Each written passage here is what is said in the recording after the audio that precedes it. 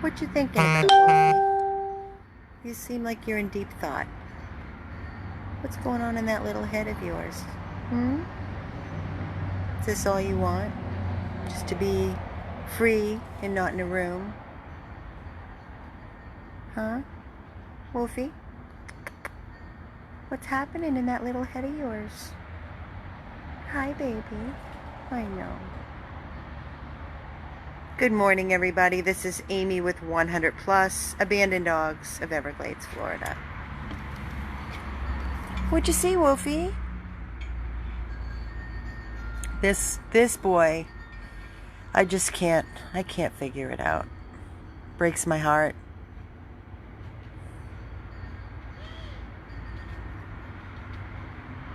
Hi, Wolf. Hi. Tell me what you're thinking today. Tell me what's happening in that little head of yours. I know, isn't he adorable? So for any of you that may be new, to update you on Damien, yesterday I received a call from a gentleman named Scott. He is a veteran, no money, no car, 16-year-old black lab. And his dog, he said, had to be euthanized. He walked across the street from his apartment and he saw a fire truck, told him what was going on, asked for help, and they gave him my number. So of course, I jumped in the car, I grabbed Tiffany, and we picked up Damien, brought him to our 24-hour animal hospital, Blue Pearl, and from there we did blood work, diagnostics, and it was determined that he had severe diabetes, and he had dysplasia of the hips, and he was suffering, and the best option for him was to let him go. So I called Scott immediately. I had him call the doctor. We paid for the entire bill. He walked from his home to the animal hospital, which was not far, and he was by his side while he passed very quickly and peacefully.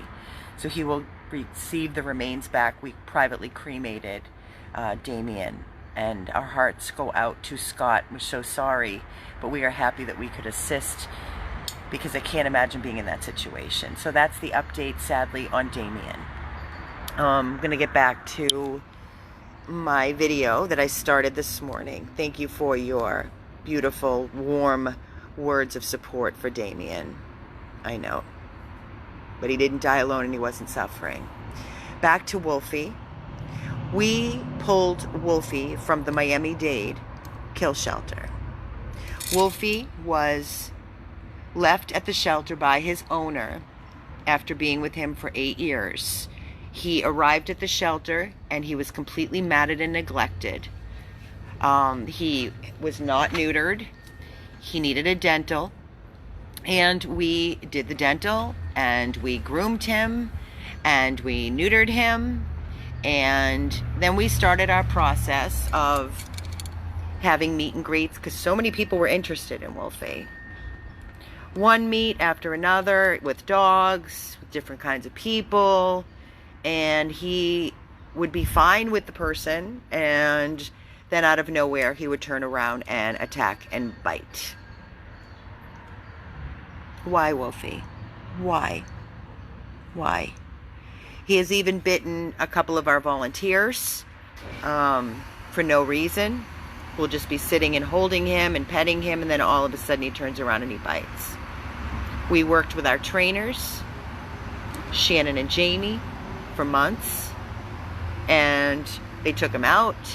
They tried to socialize him at Target, at the beach. He's just unpredictable. He really needs a person. Yes, his bites are vicious. He really needs a person that will just let him be, to be quite honest with you. The amazing thing about all of this is when we take him to our groomer, Michael shaves him, he bathes him, and he cuts his nails, and he has not bitten Michael once, and he's groomed him probably 3 times. So no rhyme, no reason. I can't figure it out. We've tried Prozac, it doesn't work. We give him trazodone to take the edge off, because all he does in his room is bark, cry, I'm talking 24/7, and scratches at the door non-stop. We don't have him around any other dogs for stimulation, because he will attack out of nowhere. And it's not even that he loves men, because Keith, he'll jump up on Keith's lap and Keith will pet him, and he'll give little nibbles on Keith's nose, which makes us a nervous wreck. And then out of nowhere, he will turn around and he could bite. He has tried to bite Keith, but hasn't bitten him as far as puncturing skin. So he needs a person that has a fence yard, that is willing to take on and knowing that he is bitten. Somebody that doesn't have people coming in and out of their home. He's completely potty trained. Otherwise, he's living in our room, and it is a horrible existence for him. He is not happy. He's not happy. And our only other option would be to humanely euthanize, and I cannot bring myself to do that. So he is living in our room in our house. He is miserable in the room. I don't know what he went through and endured with his owner. The owner stated he dumped him there in horrific condition because he was having seizures. And this dog has been with us for, I want to say 7 months, and he has not once had a seizure.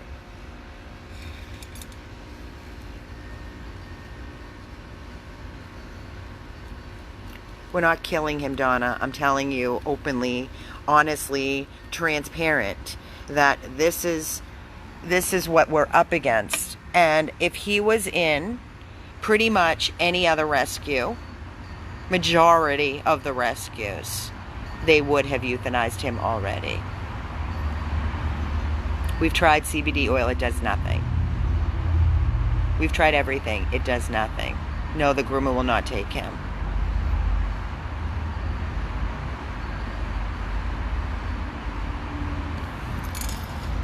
Woolfie, I don't know.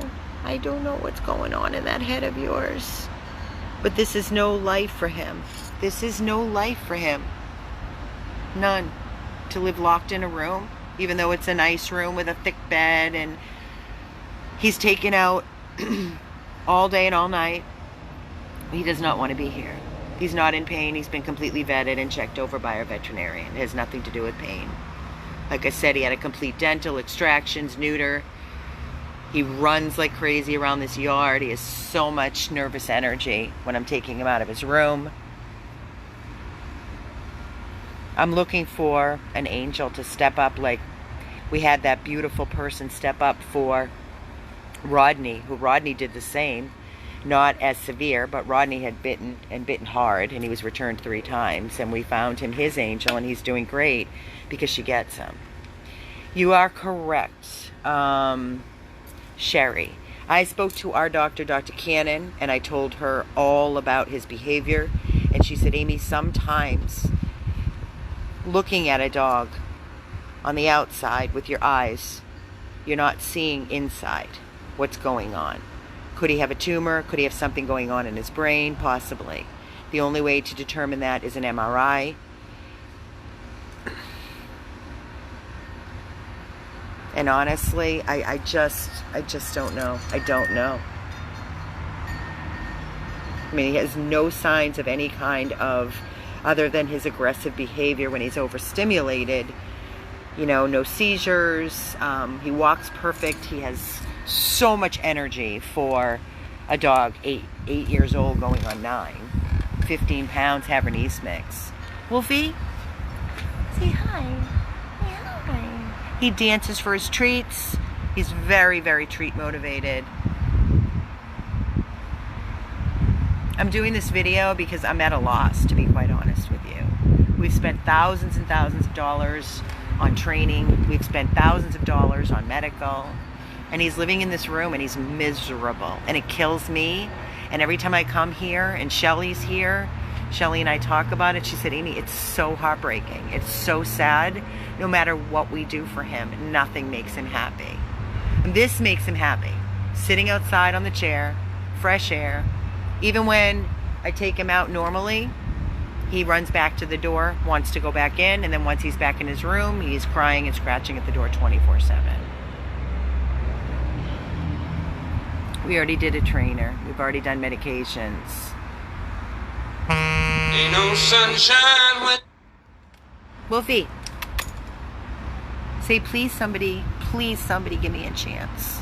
Somebody that can understand me and work with me. And no, you can't oochie-coochie this dog. You can't kiss him in his face and keep rubbing him and stimulating him, because you will be bit. So anybody that can offer him that safe place, a fenced yard, somebody that can just let him in and out and let him be the king of the house, reach out to us, please, because we don't know what to do. And we are so sad for him. Woolfie. Woolfie. Heartbreaking to us. Absolutely heartbreaking. This is Amy with 100 Plus and my update on Woolfie on this beautiful Saturday morning. Stay with me because we have a lot of amazing things happening today. But this boy is in desperate need of a person that will love him, understand him, be patient with him, and not give up on him. 100 Plus abandoned dogs of Everglades, Florida, with Woolfie.